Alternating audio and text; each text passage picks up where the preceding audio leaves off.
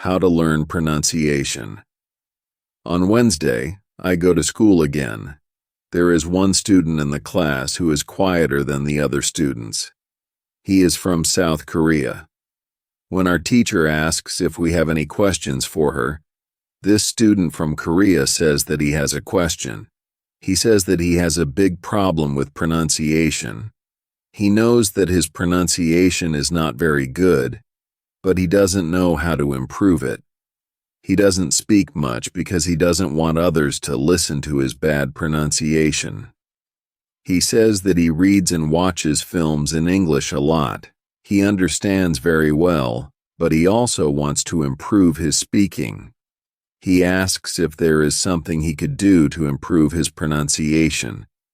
When my teacher hears this, she says, "Okay, I will tell you something about pronunciation and how to practice it. I will also teach you a great technique that can help all of you to be better at pronunciation.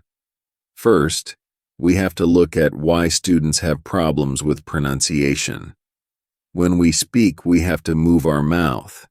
We have to use muscles in our mouth. We all do that. The problem is that when you speak English, sometimes you use your muscles the same way you would use them in your native language. Then your pronunciation is different from the pronunciation of native speakers. This happens to many students who learn English. Almost everybody has a bit different pronunciation than they should have. In fact, it is not a big problem because usually people understand what you want to say, even though your pronunciation is not perfect. However, you can work on your pronunciation and make it better. There is a great technique that can help you a lot. The name of this technique is shadowing. The technique is very simple. When you do shadowing, you simply copy the sound that you hear immediately after hearing it. When children learn their first language, they learn it by copying. They copy after their parents again and again until their pronunciation is perfect. You can learn English pronunciation in the same way. This is what you can do. Take some video or audio recording that is not very fast and that you understand very well. You listen and you copy what you hear when you hear it. That is all. Then our teacher tells us, shadowing is also good when you are preparing for a presentation you have to give in English, and you want to have your pronunciation as close as possible to the pronunciation of native speakers. Before the presentation, you can go to some place where you are alone, and you can do shadowing for about 10 minutes. You will see how much it will help you to have better pronunciation during the presentation. This is very interesting for me. I haven't heard about this technique before. When the lesson finishes, I go to the school reception. I ask the lady if there are any sport activities at school. I would like to play some sport in England. The lady at the reception says, "Yes, we have a table tennis team and a football team. The football team has training today at 5 o'clock. I am very happy because sport is very important in my life. I go to the training of the football team. I meet a lot of players from different countries. The players are from Brazil, Japan, Russia, Spain, Argentina, and Italy. I like the training. I am very happy that my time in England starts well. I have a great teacher. I also have some new friends from my football team.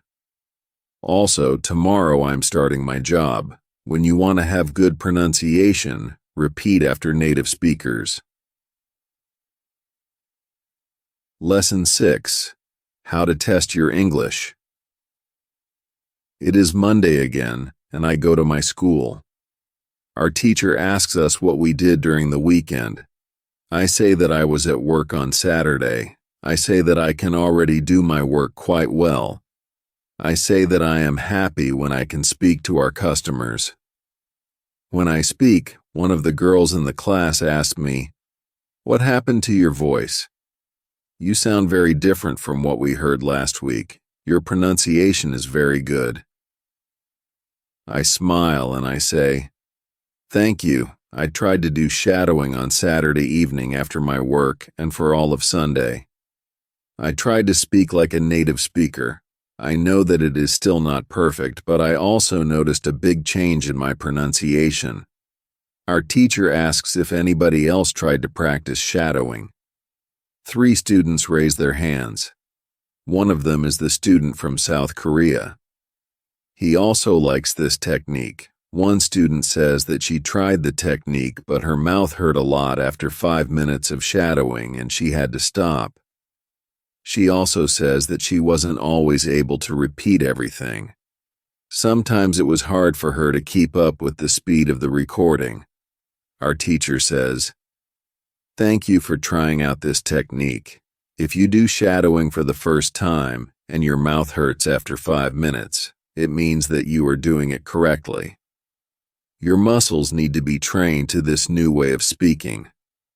It is like going to the gym for the first time. Your muscles can hurt if they are not trained. If your mouth's muscles hurt, you can take a break after 5 minutes and continue a bit later. With every 5 minutes of practice, your pronunciation should be a little bit better." Shadowing has also other advantages. You practice the correct pronunciation in English, and you also practice other things such as intonation, rhythm, and connecting words in whole sentences. I know that at the beginning, the recording can sometimes be too fast. If this happens, you can repeat only the first or the last word in the sentence. With practice, you will be able to repeat more. I agree that it is true. On Saturday, when I started with shadowing, it was quite difficult for me.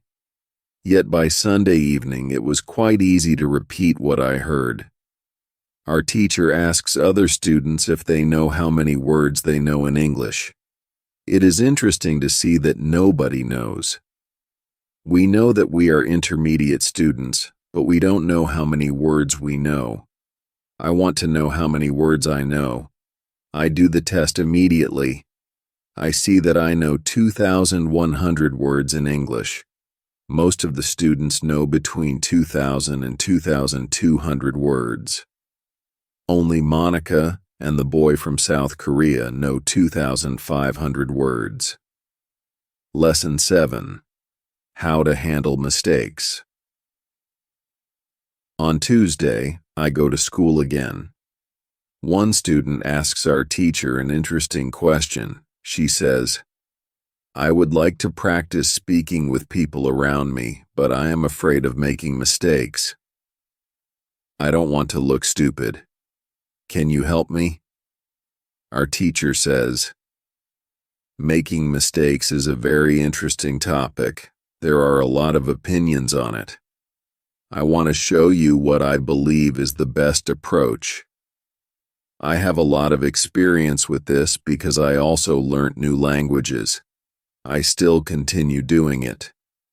For example, now I am learning Spanish.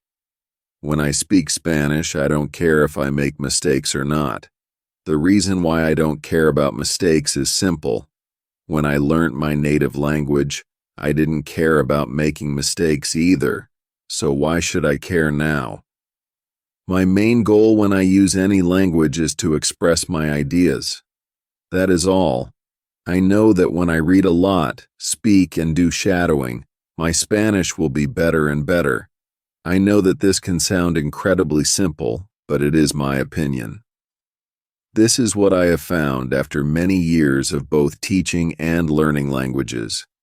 It works very well for me and many of my students.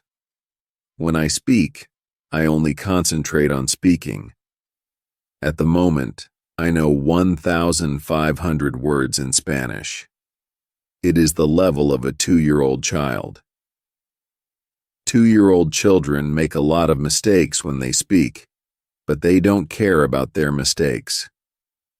They continue using their native language, and when they are 3 years old, they make very few mistakes, and when they are 4 years old, they already speak very well with hardly making any mistakes. You should have the same attitude. Now, most of you know about 2,000 words, so it is absolutely okay to make mistakes time to time.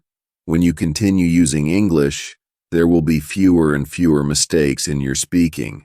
It is not possible to get better without making mistakes. When you practice English, it is okay not to be perfect. Perfection comes with practice. Anybody who started to learn English started from the beginning, from the same level, which is level 0. Learning languages is like learning to play a musical instrument. It needs to be trained. When you start your training, it is not perfect at first, and you make mistakes. It is normal. Take it as a necessary part of your learning process. If you didn't go through this period of making mistakes, you could not get to higher levels. By continuing to do what you want to learn, the mistakes are gradually being eliminated. If you want to make fewer and fewer mistakes, do a lot of reading and shadowing. When you read, you can read aloud. It can also help you make fewer mistakes. In real conversations, care only about exchanging ideas. Don't care about making mistakes. When you speak, you practice changing your thoughts into words. You don't learn grammar or words. You have other activities for that. Don't worry. Everybody who learns a foreign language makes mistakes from time to time, even famous people, bosses of big companies or politicians. When you listen to these people on TV, you see that they don't care about mistakes. They care about what is important, and that is expressing their ideas. You should do the same. Does it make sense? The girl says, "Yes, thank you." If you don't want to make mistakes, do a lot of reading and shadowing. You need to train your ears to this accent as well. What happened to you can happen to everybody. When you already speak English at some level and you go to a country where people speak with a different accent, you shouldn't be surprised if you don't understand. It is okay, and it usually takes 2 weeks to get used to this new accent. Don't think that there is something wrong with you when you don't understand a new accent. With practice, you can train your ears to any accent. Then I ask, "So what can I do to understand the Scottish accent? I don't live in Scotland." Our teacher says, "You can watch films with Scottish English, or you can watch situation comedies from Scotland, and soon you can understand." I tell her, "Thank you." After school, I go to my work again. At about 4 o'clock, 2 interesting customers come to our cafe.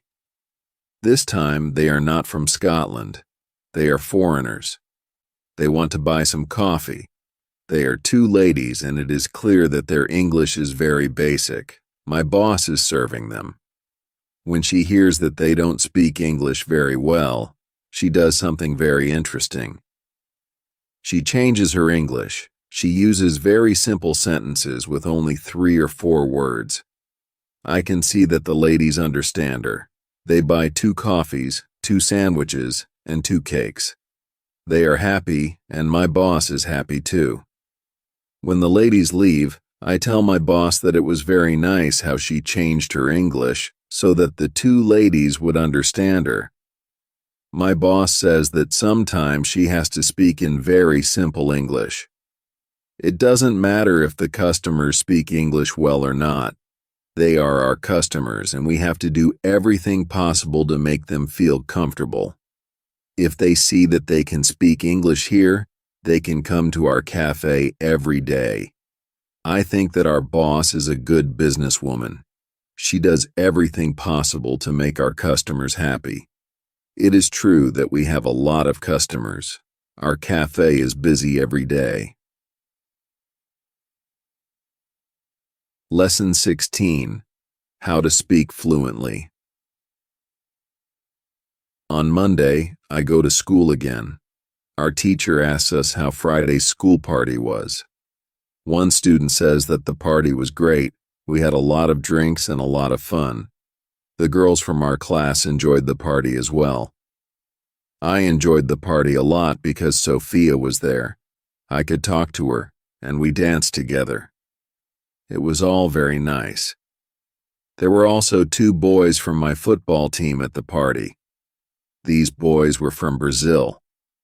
Their English was simple. They could speak only in short sentences, but they were extremely funny at the party. They made a lot of jokes about life in England, about other players from our team, and about girls from their class. Everybody laughed.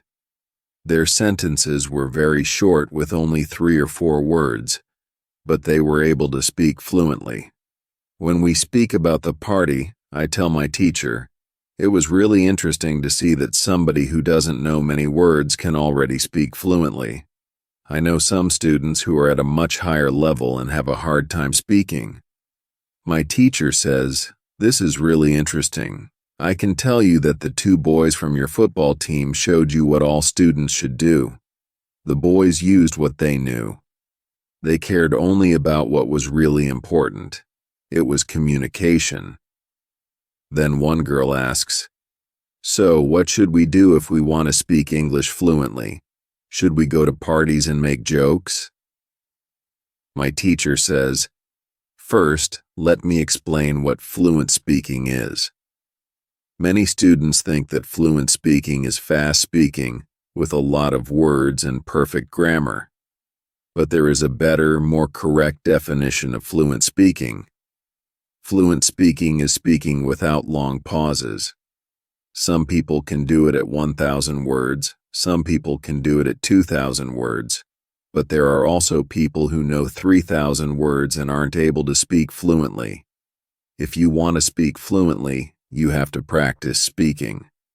There is no other way to improve your fluency. Speaking is a physical activity. It is like playing a musical instrument. If you want to play a violin, you need to train the connection between your brain and the muscles on your fingers. When you want to speak well, you need to train the connection between your brain and the muscles in your mouth. If the connection between your brain and your mouth is not often trained, you can't speak fluently no matter how many words you know. You can't complain that you can't speak fluently if you don't practice speaking often. You can have this experience. You meet a foreigner who wants to speak with you in English. You want to say ideas which are in your head, but you aren't able to do it. You can't find the right words. Then, when you end the conversation and play it back in your head, you realize that you actually know the right words, but the conversation is already finished. Why do you experience such situations? Because you have little training. Your speaking isn't automatic. It is not automatic because you don't practice it often enough. When you want to speak fluently, I recommend speaking for at least 30 minutes a day. You can speak to a real person. If you don't have a real person to speak to, you can do thinking aloud. It is necessary to really think aloud and not only think in your head. You need to practice the connection between your brain and your muscles. You can do this by thinking aloud. Does it make sense? Yes, says the girl.